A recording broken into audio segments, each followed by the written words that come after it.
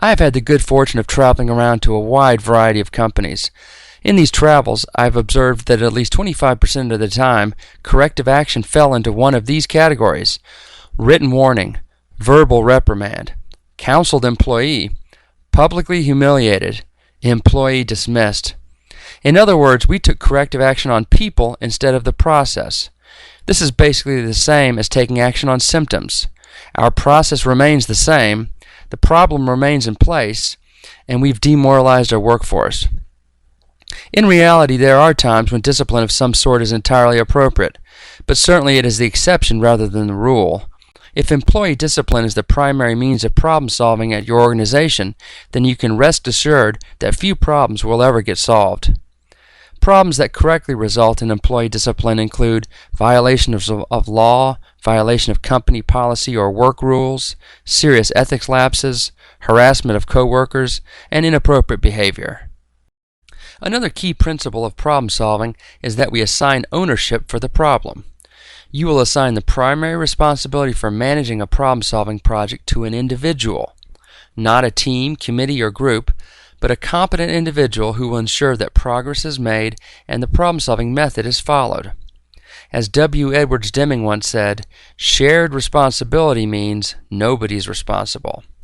Assigning responsibility does not mean that the project manager alone must work on the problem. The project manager will assemble whatever team members they need, but we will always have a single point of contact for knowing the status of our problem solving. Ownership breeds accountability, and accountability breeds success.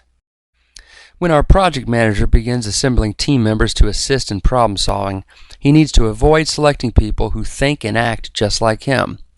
Team members should represent different backgrounds, experiences, and perspectives. In fact, the people you'd prefer to not have on your team are exactly the ones you need to invite. The reason is that these people think differently than you and will challenge your biases regarding the correct course of action. They will force you to think outside your comfort zone, and this usually results in more effective problem solving. If you assemble a team of people just like you run the risk of groupthink, whereby the team members begin to think exactly alike and fail to engage in constructive debate. Your secret weapon in your problem-solving journey will be a structured problem-solving method. This is a step-by-step guide for attacking your problems. Just as most people wouldn't think about baking a cake without a recipe, you shouldn't consider solving a problem without a method. Most people are not natural problem solvers, and they need this kind of explicit guidance. The problem-solving method will ensure that everybody approaches the problem in a consistent and logical way. It will prevent the deadly disease of problem-solving, which is jumping to conclusions. With the problem-solving method, we fully complete one step before moving on to the next one. We don't skip steps, and we don't jump around.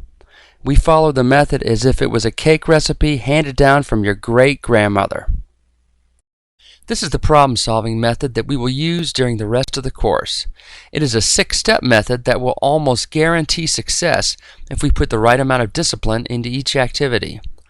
People will occasionally claim that following a problem-solving method will restrict their creativity. The truth is the exact opposite.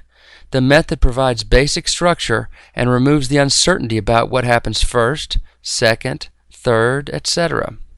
This structure frees up participants to concentrate on the creative part instead of having to worry about procedural steps. We'll cover each of these in detail later in the presentation, but let's briefly run down the list. Step 1 is evaluate opportunities. Step 2 is write the problem statement. Step 3 is define the current process. Step 4 is identify causes. Step 5 is plan and implement actions. Step 6 is verify effectiveness. Let's dive into our problem-solving method. You'll see how all these steps fit together to make a seamless engine for improvement. And the first step is knowing what problems are worth fixing.